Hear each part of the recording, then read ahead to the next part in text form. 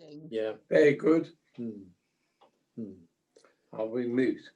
No, we're not mute any longer. I've changed it. No. Yeah. And I certainly like the Winnie the Pooh one because I like Winnie the Pooh anyway. Like the experience, problem to be solved. So I don't know if anyone's got any thoughts they want to share about their view of life and experiences. Well, I wanted to meet somebody very rich when I was young and get married to them. And I met an impoverished priest who had a fiat that things kept falling off on our first date. But I wouldn't change anything at all. Do you know what, Karen? He wished to meet a rich, successful businesswoman. Well, he got his wish, didn't he?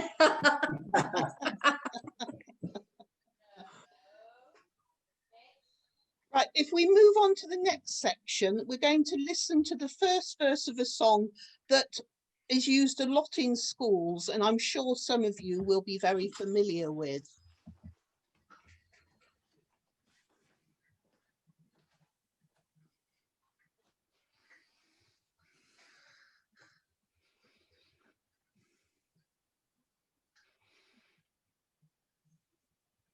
We got no sound, Julie. Oh, no sound. No sound. Oh.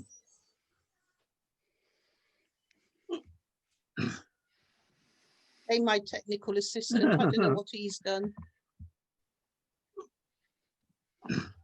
Did you have the sound on the first slides? No. Oh, because that should have been prepare ye the way of the Lord from God's spell. No, Oh, the whole effect is lost. Can't get the I'm stuff, sorry Julie. about that.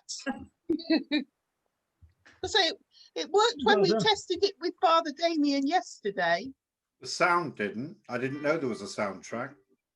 Oh, I could hear it on mine. Nope. We've got it now. I You can got hear it it. now. Yeah.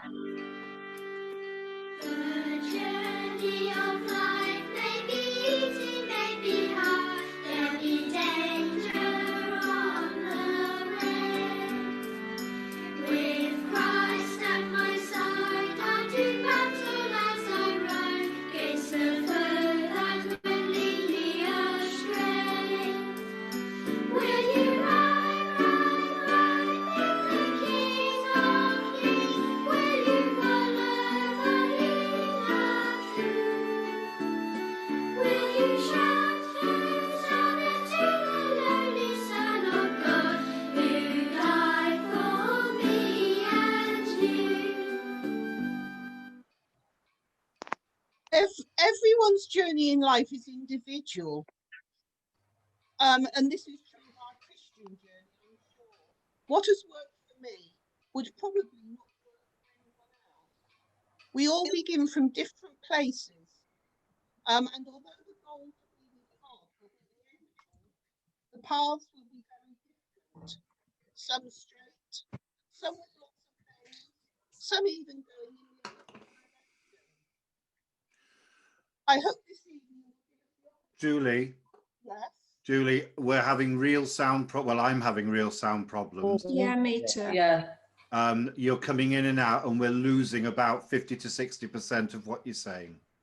Yeah. I'll just is it better if I sit nearer to the computer? Yeah. Possibly. But it's fading in and out, so I'm not sure it's a distance issue. Crack on anyway. See, sometimes it's when you're screen sharing, so if you stop the screen sharing, that might help. Everyone's journey in life is individual. This is also true of our own Christian journey. What has worked for me probably would not work for anyone else. We all begin from very different places, and although the goal is to be with God, will be the end point, the paths to get there will be very different. Some straight, some with lots of bends, some even going in opposite directions. And I hope we can now take the opportunity to reflect on our own path and our way forward, but no two ways are ever likely to be the same. So I ask you, where do you think you are on your Christian journey?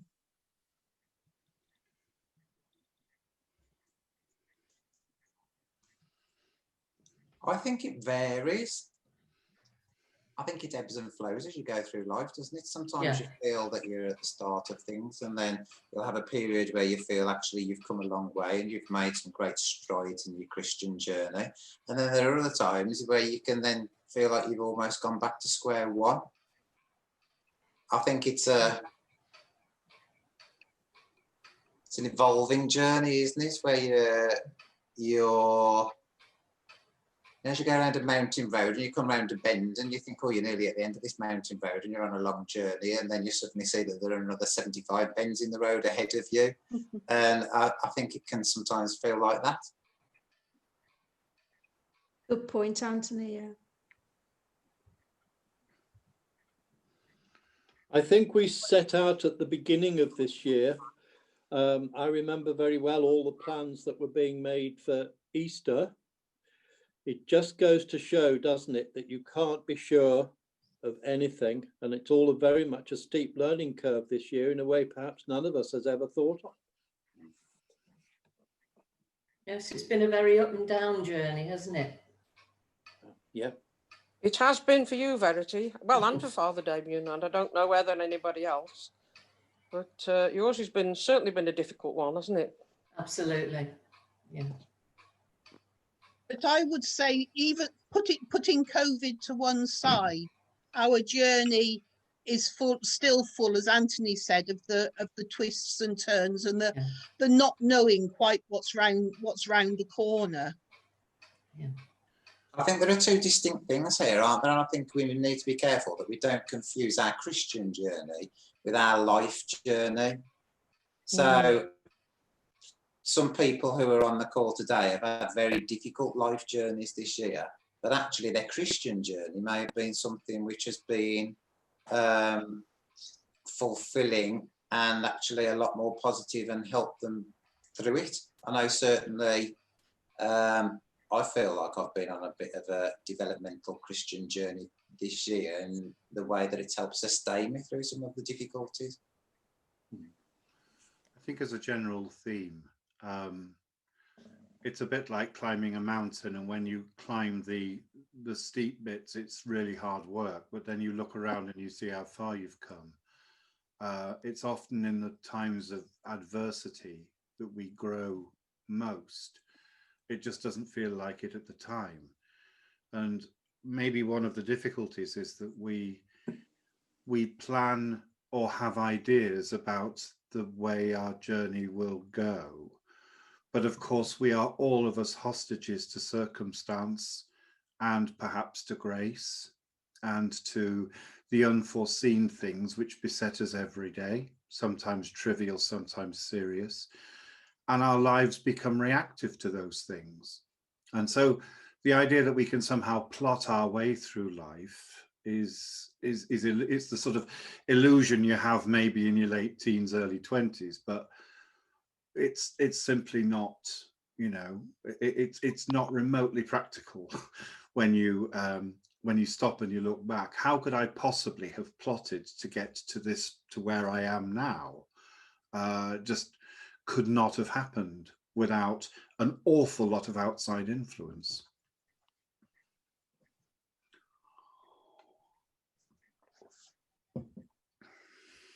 And who knew what my religious journey was going to be? I went to Church of England. My aunt used to take me to the Congregational Church, and my best friend was a Catholic. And we also went to the Church of the Latter-day Saints on one occasion. That was a very strange journey. It was all of a Christian nature, but it formed me in strange ways, that I began to realise that the way I wanted to go was the Church of England, and comparing that journey with other journeys that I've been on. all Christian. It's a very strange world where we all end up. It was not an easy decision, because I had influences from friends and from family, and it was a decision that I had to make for myself. And that journey sort of led me forward, and that's where I've ended up now. But I wouldn't have known that when I was about 17, 18. I wouldn't have known what the journey was going to be or where I would end up, both spiritually and physically. So it's been a long journey and a hard one. Well, mine was geographical. I was taken or sent to a Methodist Sunday school as a child and joined the Brownies, and had a fair bit to do with the Methodist church. And this church was at the bottom of a steep hill. My dad used to take us down, me and my friend, and then all of a sudden we saw some building going on just round the corner from where we lived. And it turned out that it was going to be a new church, Anglican church. And it turned out to be what was then referred to as a high Anglican church. And the church eventually got built there. And my friend and I, who were about 12 by then, and we said, oh, let's pack the Methodists in because it's at the bottom of the hill, and start to go to this one at the top of the hill, which we both did. And that was the beginning of my journey with the Anglican Church, really, and it's gone on from there. So sometimes, I've heard people say this before, sometimes these things are geographical. They go to a church because it's the nearest one to where they live. Mm. And this one appealed greatly to me, and that's the way I've continued. In fact, one of the priests there, the priest who prepared me for confirmation, which of course was another part of my journey. I wasn't very young, I was about 16, because the previous priest who lived in the vicarage, which was by the bus stop, every time he saw me at the bus stop, he used to shoot out and start telling me I ought to get confirmed. And anybody who knows me would know that that would have the complete opposite effect to what I would want to do. But another priest came, and this priest, I suppose, appealed more or whatever. I can't remember now, all those years ago. And I did eventually become confirmed. And he actually still lives in Sedgley in retirement now. He was at All Saints Sedgley for a while, and he's still there now. But that was really how my journey started, and has continued in what we used to call the High Anglican Church. And I think what's been said shows how very often other people can be a big influence on your direction of travel. Mm.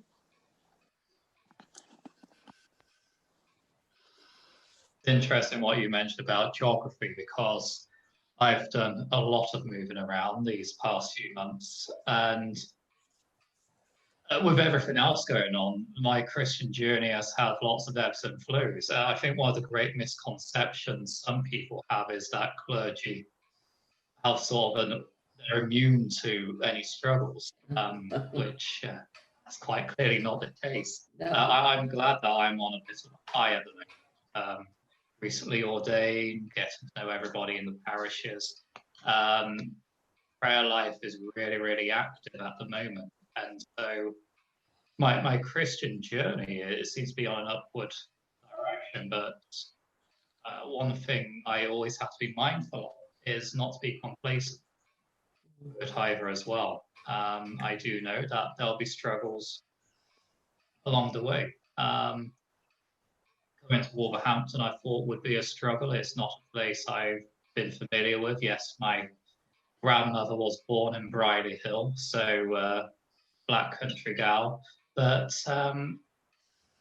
yeah, I didn't know the area, hardly knew anybody around here. I thought that would have quite a deep impact on my journey, on my faith, or on my relations. But I've been blessed at the moment, but I think it always comes to that caveat of not to be complacent with that, and even when times get tough, to still give praise. A bit like Joe, really. But yes, I must be on the other end of that. I think that leads us quite nicely into the next section. If the PowerPoint was there isn't any sound on this next bit, so it's just a case of watching the graphics. You read that. How do we know the way to go? Obviously, many signs, provisions for a journey. Before we embark on any journey, there is a degree of preparation, even if it is only to look outside and see what the weather's like.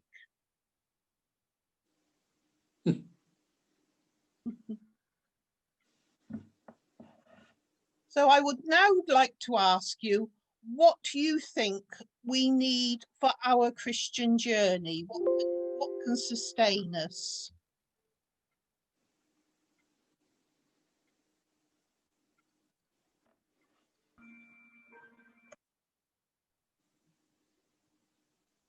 Can I set the ball rolling?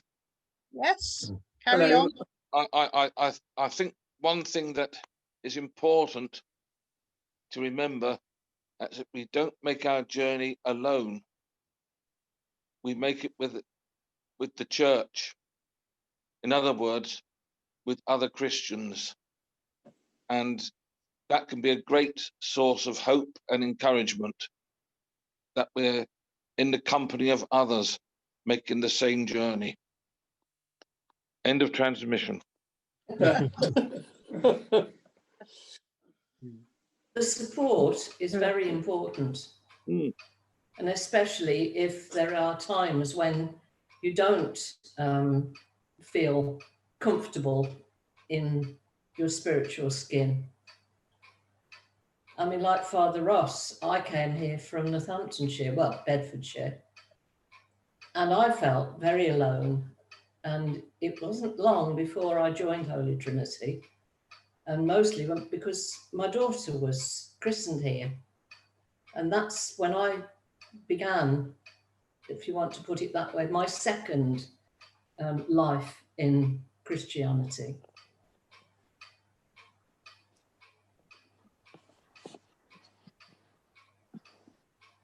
I actually think it very much depends on who the people are that are around you within a church, because in some cases, in a previous church that I used to go to, then you can actually feel quite an outcast, and you can feel very alone, and you wonder why you keep going week after week when, you know, nobody wants to talk to you or even ask you how you are.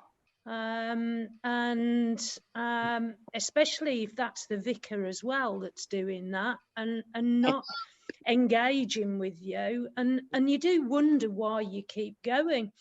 But I do believe that God is always there supporting you and at your side to actually guide you and ensure that you continue to attend wherever that may be. And I come from a very different background to a lot of you here tonight.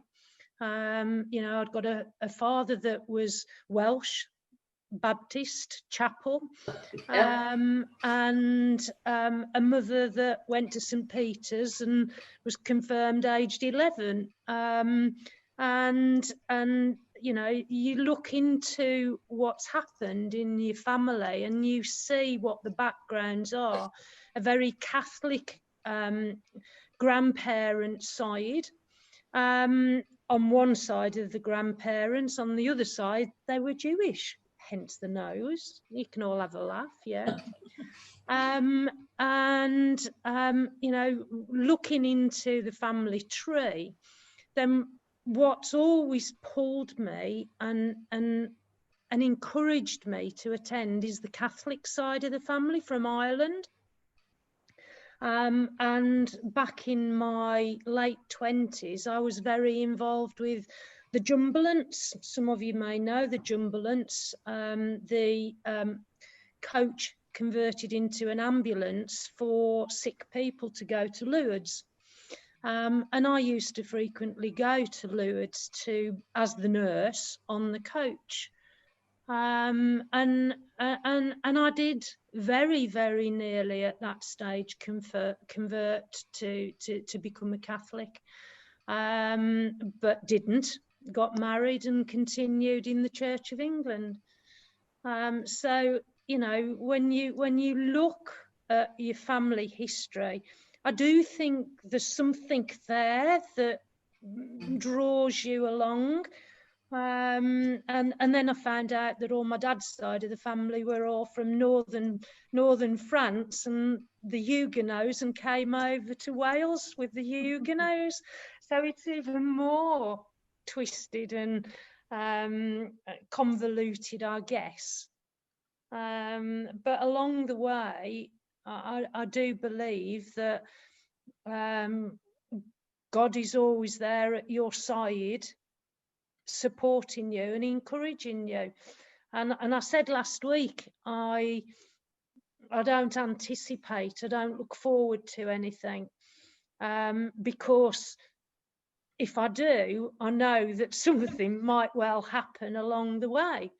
And I just lean and put all my hope and trust into God.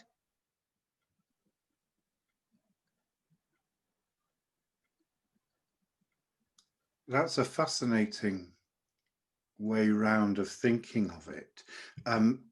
Forgive me if I haven't quite got this right, Jill. You wouldn't sort of be cautious about embarking on something because you would be nervous about what the consequence of that might be. I suppose many of us would probably react in the same way, but there's a fine dividing line, isn't there, between living by faith and accepting whatever the blazes gets thrown at you. I mean, in your case, just as an example, you would not have known 2 months ago what was going to happen in your life latterly since the 28th of November. None of us could have predicted the incredible success of the Coats for Kids project and the fact that 120 coats are now on the backs of children who otherwise wouldn't have them, and that we've got a shed load more of them to get out, and the whole thing has just grown like topsy. And suddenly you find yourself, you know, in a volunteer capacity, running all of that effectively, and none of us had any idea of how that would, you know, how that would go. You know, we put the paper together for St. Martin's about the future. We looked at possibilities, and this is the thing that's really taken off. And there's no way on earth we could have predicted the shape of what would happen in that time. And to walk into the parish hall at St. Martin's and to see what's going on and the hive of activity and the new people, the new volunteers who are now interested in the work of the church because of the contact they've had through this. It's phenomenally significant, and you've been such an important kind of hub in those sorts of journeys. And I can think of people who in 10 years time will be turning around and saying, well, actually, I came to faith when I met Jill Fenner. Because that's how it works. We all have people who have influenced our journeys. And, you know, we joked earlier today about you being a bit of a prophet. And you are actually in lots of ways. He But called me Cassandra I today. did call you Cassandra, but that was actually to do with Roman classical literature. It was nothing to do with the Bible whatsoever. Cassandra was blessed with the gift of prophecy, and but the caveat was that she would never be believed. And so every time I call Jill Cassandra, it's because I don't think what she's saying is remotely credible. But I'm prepared to be wrong. But our journeys go like that. We don't know what influence we're having on other people. No. We don't know how our stories are affecting everybody else's. No. And sometimes we feel fed up because we think, well, what could we possibly have to offer to other people? And in fact, the answer is an awful lot, but it's the simple things. It's the time you spend with people. It's the listening you do. It's the friendships you make. Those are the things that actually get people through the challenges, the tough things that are going on. I mean, I know I look at this screen and I think of people across all 3 parishes, and yeah, it has been a rough year, and I would not have got through it without you and the people who you represent across the parishes. I'm very, very fortunate. And Fiona would say the same. She's had a hell of a year, what with one thing and another. And we're given, and the first thing we talked about when Father Rogers said, you know, we need the church, and we do. We need a community of believers. Yeah. We need a worshipping community. I have no time at all for the idea that you can somehow be a Christian and not go to church. It simply, it falls at the first hurdle, which is that we need to belong to the community of faith, indeed the body of Christ, which is what we actually fundamentally are. And if we're not part of that, then I don't know what we think we are part of, but we're not part of the church. And so those are the things in the end. In my kind of mind, you're the people God has given me to sustain me on this bit of my journey. And that's how I now look at everyone across the piece. And that's a great thing to be able to say, but it's also a challenge to throw down. That we can be those people of encouragement for other people. I mean, sometimes our sense of self-esteem is so low, and yet it could just be picked up by someone saying, you're doing a fabulous job. You're doing that wonderfully well. You're a brilliant church warden. You're a brilliant guide leader. You're a brilliant parish nurse. You know, all of those sorts of things that sometimes we just take a little bit for granted. And we're all of us here to give each other a leg up, as we used to say in Lancashire. And that's why being part of a community is one of the reasons why being part of a community is so important. So there are people there who we get.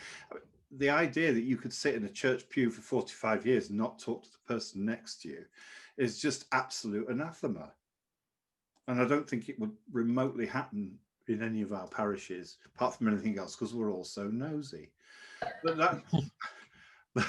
But you know, we depend upon, and that's why this COVID has been so vile. We depend upon being together. Yeah. And we've realized, we've learned that hunger again. We want to be together. And we're just longing for the time when we can do that in an unfettered way. If we move on to the next little bit, which again follows on from what's been said.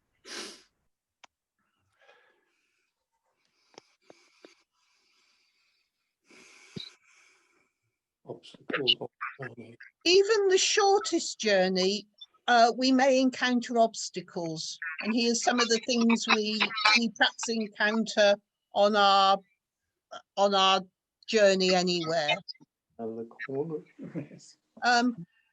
So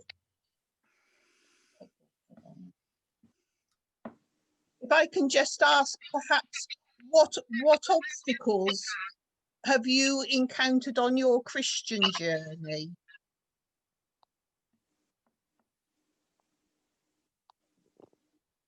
I mean, I think young people today have it really tough. And I mean, all right, my children are all adult now, but as they were going through their teenage years, I became very aware of the fact of the constant pool of everyday life and Christian life, and there's a conflict there, and I think that's something that we as church need to look at and somehow allow worship to perhaps move to a different day. I don't know. I mean, so many football clubs and things meet on Sundays that it's incompatible to family life and going to church. I don't know what the answer is, but I think it's really tough.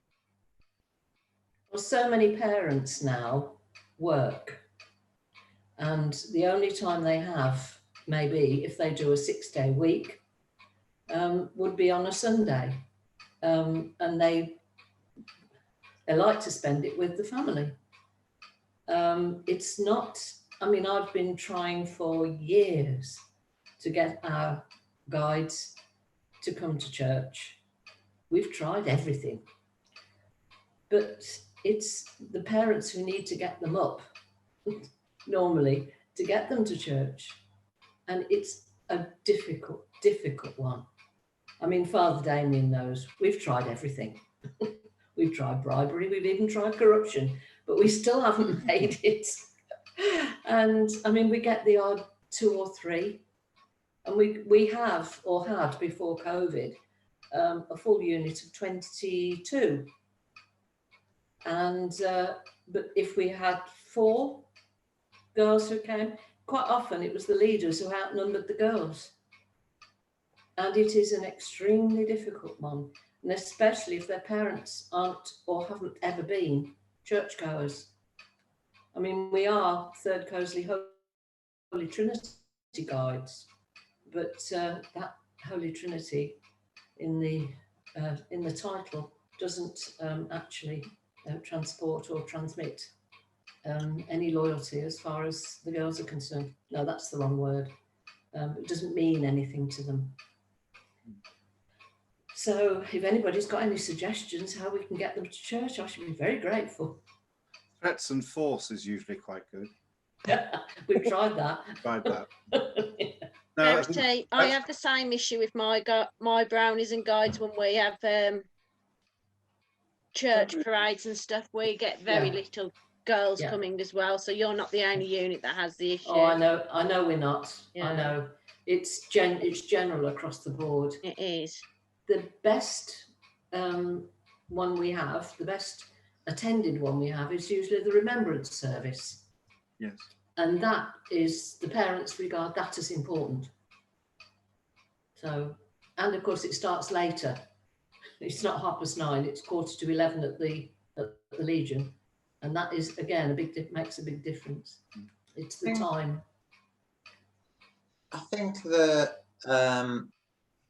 there are all sorts of obstacles to people's religious journey, aren't there? And we can focus on, you know, I don't come from a church-going family, and I think there have always, I grew up in the 70s, there were the same obstacles then that there are now with regards to demands on family life and other priorities and working parents and competing interests.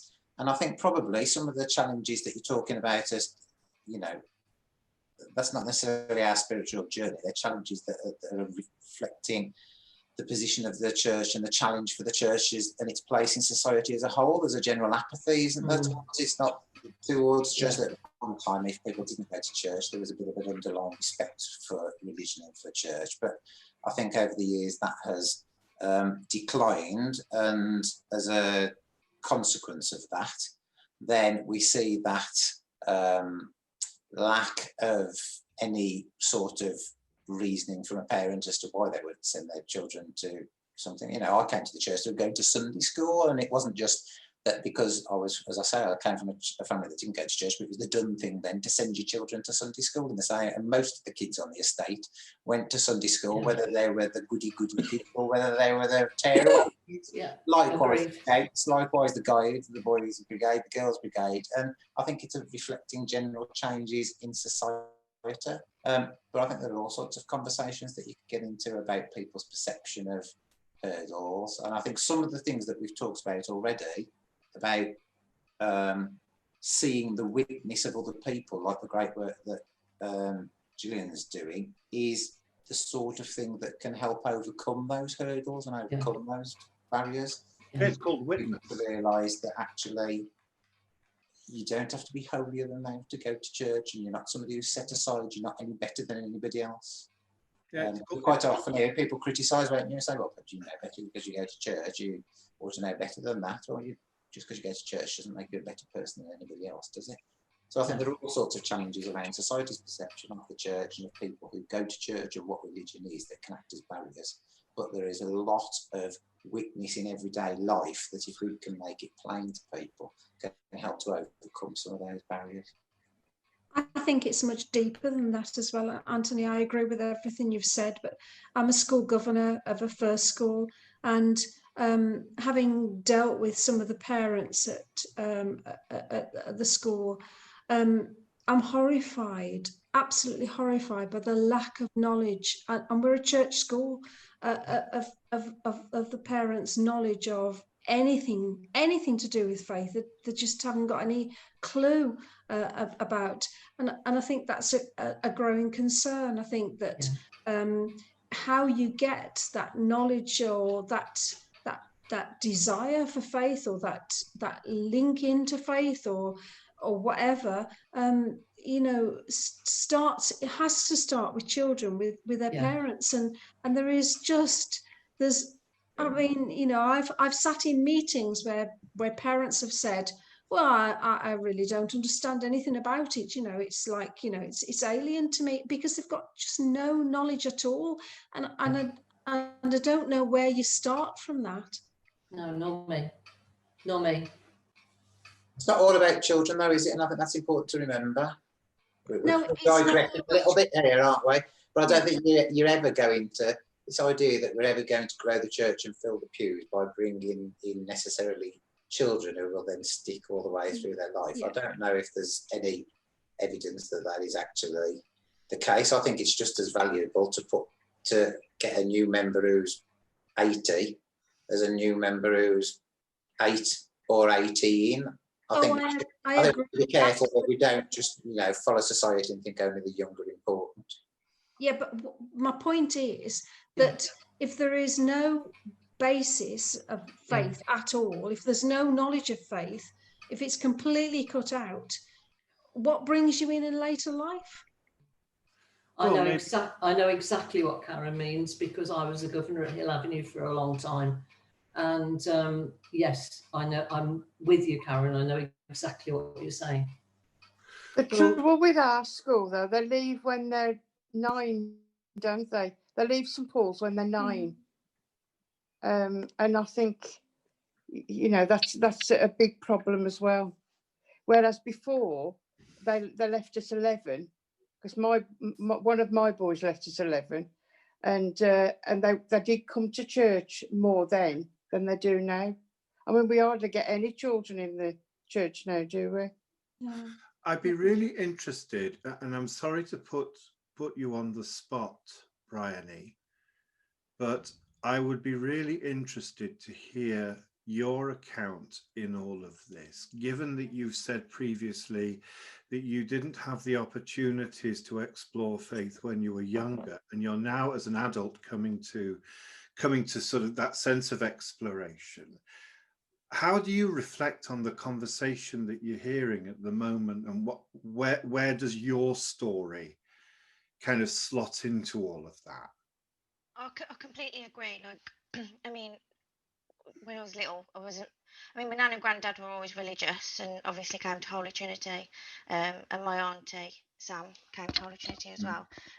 My dad didn't until after he and my mum split up. He came back to church, and I think it was, for me, it was more of just when the time was right for me, because there was a period where I did think, you know, I'd like to be baptized when I was about 18, and then I decided against it. So for me, really, it's been since really, like what we were saying earlier about all the things that have happened this year to people and having a difficult year. Sometimes it can bring you to your journey with your Christian faith, and that is just what's happened with me, really. I've you know, I don't think I would have got through this year without, you know, the Facebook live streams, and it's really helped me. And now, as a 28-year-old, I realise that this is, you know, the journey that I'd like to be on and continue on. So for me, yeah, it is definitely, it was just the right time for me. So I don't really know how that helps with, you know, getting other people interested, but I definitely think through the hardships of this year that I wouldn't have been able to get through it without this community and the faith. So yeah, it's interesting because the one thing maybe to take away from all of that is that although you can see and discern trends in how people come to faith and when people come to faith, there is no one template that answers satisfactorily the kind of questions that we're asking. Otherwise, it would just be a lot more easy to target people, a lot more mechanistic. You could, you know, but you can't be like that, because everyone we're talking about is a human being with individual traits and personality and quirks and all of that stuff. And therefore, it's actually, this is why another reason why the community is so important, because a community which actively seeks to support people who are relatively new to the faith is far more likely to retain those people, whatever age they are. Yep. And a community that is responsive to the real issues going on in people's lives. And I'm thinking for some reason here of teenagers. Yeah. And why teenagers tend to fall away. I mean, all the conversations you and I have had, Verity, over the years about this. Taking seriously what is actually going on within the heart and mind of your average 14, 15-year-old. Stuff that they would often not want to articulate. Yeah. They'll think of other reasons, but the real reasons are perhaps the turmoil they are going through. Yeah. Of becoming adult. Yeah. And that's something we haven't even begun to take seriously at the church. Can I say something again, Father? Sorry to interrupt again. I spent 10 years working with Jesuits as a governor of a Jesuit school. Yeah. And they were facing the same sort of problems that we've been describing about non-engagement with religion of pupils. In fact, very small, only about 20% were Catholics. And every year we had a visitation from the senior Jesuit of the English province. And he took up this with us as a group of governors and saying, what is the purpose of Jesuit education? And he said this, that surprised me. He says it's to help everyone, irrespective of their faith or no faith, to help them on their life's journey. And that stuck with me. Perhaps sometimes we get very frustrated and dispirited from the fact that people don't wish to share what we believe. But on the other hand, the life's journey if God intends it this way, will bring everybody to Him in the end, because He's got eternity to work in. Yeah. And that's why I take more delight in the few who do respond, whether as children or as adults. And I'm coming in my crusty old age to a place of appreciating what we have got in our church communities as opposed to what we haven't got. And if we learn that rather valuable lesson, I think we'd all be a lot happier, because these conversations can easily tailspin into a what's wrong with the church. Well, I have to tell you that in terms of the people who are here and up for it and all of that, the answer is, well, not a lot, actually. I love the churches I'm part of. I think the Church of England is a walking disaster a lot of the time nationally, but the churches I am part of, I don't know what I'd do without you. Because, you know, that's how we are. And we're growing together and we're learning from one another. And it's great. And so, you know, more joy in what we've got and a little less kind of downcast stuff about what we haven't got, I think is definitely the order of the day. I don't know what other people think. I think what you've just said, Father, is rather wonderful, because you're looking at 20 people who 5 or 6 years ago you didn't know from us. Now you know us all. Yeah. And you make us feel that we've helped you on your journey. Oh, without a shadow of a doubt, Pat. Never. I hope I never ever forget to tell you how important you are to me. Really seriously, all of you, and all those others in the congregation. You know, it's massive. And if you're getting a fraction of what I get, then we're all doing fine. So God gives us the people we need on our journey, I think, and shapes us together.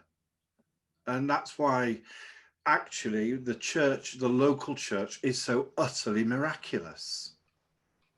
Throwing these people together, and we all kind of shape each other. We're formed in formation, like a formation dancing team. It doesn't mean we all do the same steps, but we try and do it in something like a coordinated way. And yeah, it's a phenomenally beautiful thing. It's complex, it's nuanced, but it's wonderful. And it's why I'm still doing what I do, whatever that is, after a quarter of a century. And that, you know, it is just a delightful thing.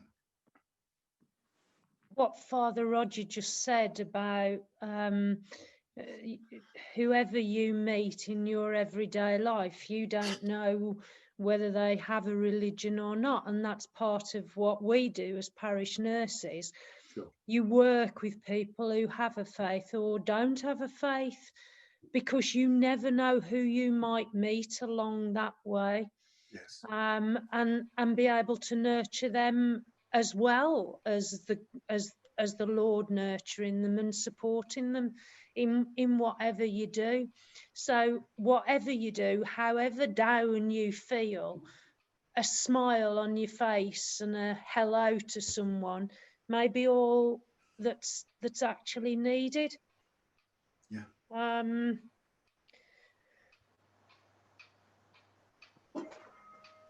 Right, just to move on to a slightly different topic, I want to play, fingers crossed, a video which our daughter Elizabeth prepared. Elizabeth worships at St Gabriel's, Warsaw, and it's part of the testimony she gave at their Fan the Fame mission last year. I remember it well. and it relates to part of her spiritual and her physical journeying. She shares her thoughts on Walsingham, a place many people journey to, a place of pilgrimage.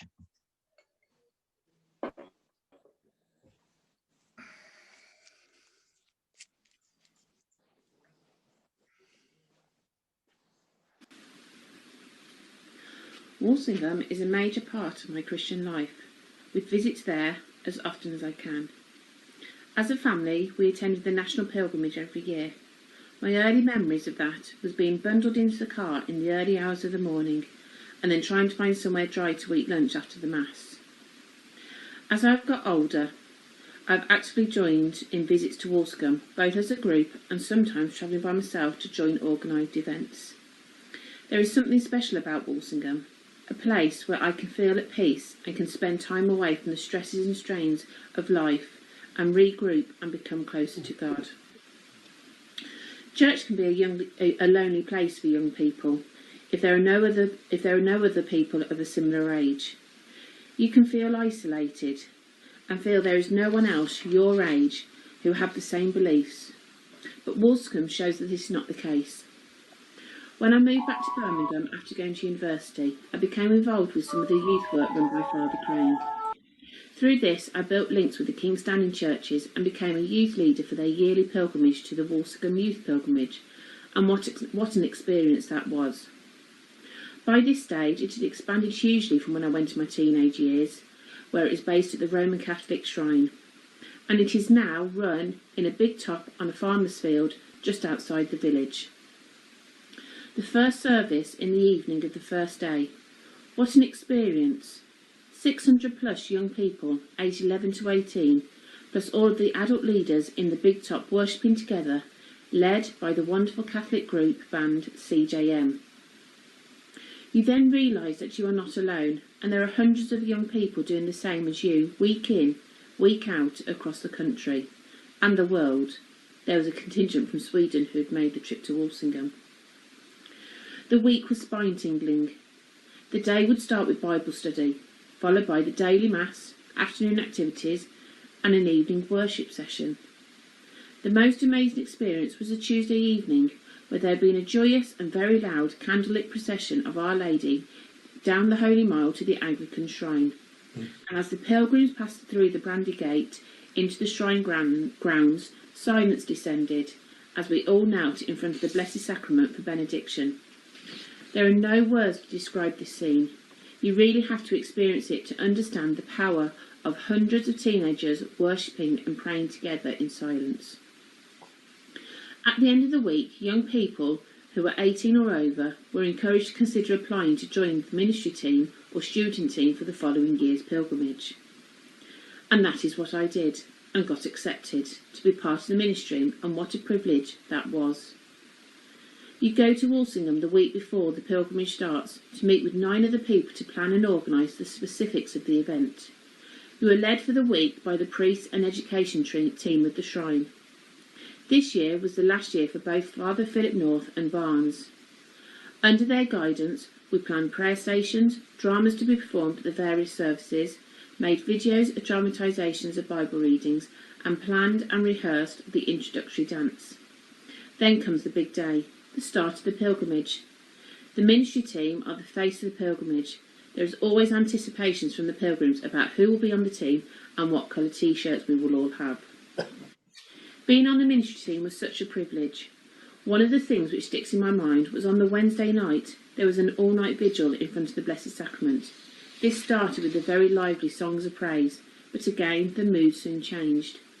There were opportunities for laying on of hands and confession around the big top. At this point, a young person came up to me to talk about things which was concerning her. She just needed someone to listen to her. I didn't think much of it until I attended Adoramus in the November, and this young person was there and asked if I remembered her. She thanked me for listening to her and for my responses. It had meant a lot to her. What a pleasure it was to have the opportunity to make an impact on someone's life. We have been friends ever since. The week had such an impact that I successfully applied for the ministry team the following year. This was the first year of Bishop Lindsay and Father Stephen Gallagher team. During the introduction to the pilgrims, Father Stephen asked each of us why we wanted to be on the ministry team. My response was, well, I need something to do during my 6 weeks holiday. That got a laugh, but the real reason was I wanted another opportunity to be part of an amazing event which has a profound impact on young people's lives. I mentioned Adoramus, a pilgrimage for 18 to 30-year-olds. An event I went to by myself but came away with lifelong friends following a week of prayer, worship and socialising in the Bull, which was just as important as the religious aspects of the weekend, as it gave us the opportunity to build friendships with other people in our age bracket who were all of similar places in our lives. 4 of those people are now godparents to my 2 children, Esther and James, and without Walsingham I would never have met them.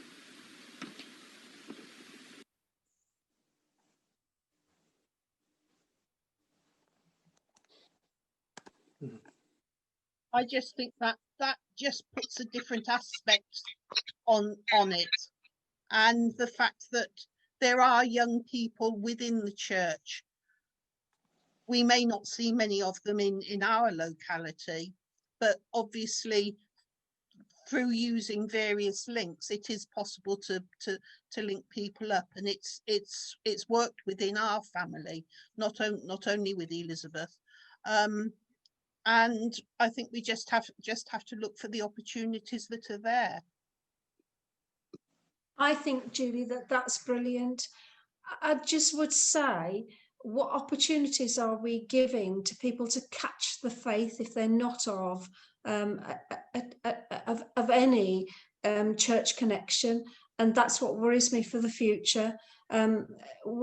Where do people link into if they're not of a church family like clearly Elizabeth is? How do we give people the opportunity to catch the faith, to link into something? I mean, I thought Bryony's testimony was very, very moving, but I know she's caught the faith through Sam. And through her, her sort of her parents and her grandparents, that Elizabeth's caught the faith through you. Is that hook that I feel that is kind of, how do we make that hook for people? Through us. That's the way I've got. So sorry to shout it. but through us, I think you hit the nail exactly on the head there. It's that evangelism piece, isn't it? I don't think any number of school assemblies are going to necessarily convert young people to come into church. And actually, I think it's a double-edged sword, somewhat, having the established church, because you have a whole swathe of people who think they know enough about Christianity, where actually they've got a very superficial understanding and think it's just about being nice to people. And no, thank you very much. I don't need to go to church to do any more of that. I think it comes back to that point about it being, if Bryony has caught the faith through Sam, or through the point we made earlier about people catching the faith through seeing the work that we're doing with things like the Coats for Kids, and then bringing other people. I've seen you do this, Karen. I've seen you take groups of people to Walsingham who necessarily haven't got any connection to the church. I brought my cousin's wife Jackie to the session a couple of weeks ago. She hasn't taken fright because she cried first one, but she's had some very difficult news with a sister who's ill and didn't feel up to coming because she might have cried all the way through the following weeks. And I've also taken her to Walsingham, and I think having places and people that can help point you on your journey, for me, and I don't know what other people think, is massively important. And I think if we can all try to help do some of that in the people we come across in our daily lives, then who needn't necessarily have any connection to the church, then surely that's a good thing, and one of the ways that we can help to share that faith with people. So we end the session with prayer. The response to the prayer is, may your footsteps guide us. In all our travelling, may your footsteps guide us. In our journeying to work and returning, May May your May your footsteps footsteps guide us. within our homes and families. May May your your footsteps footsteps guide guide us. us. In our leisure time together, may May your your footsteps footsteps guide guide us. us. In difficult situations and conflict, may May your your footsteps footsteps guide guide us. us.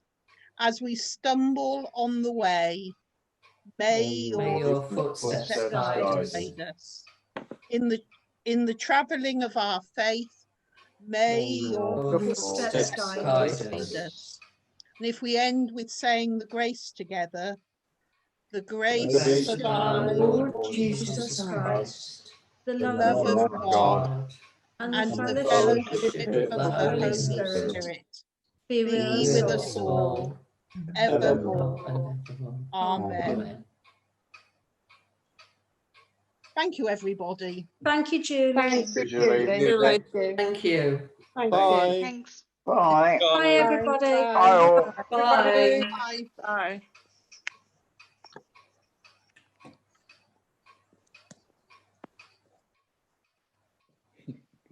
You're on mute, Father.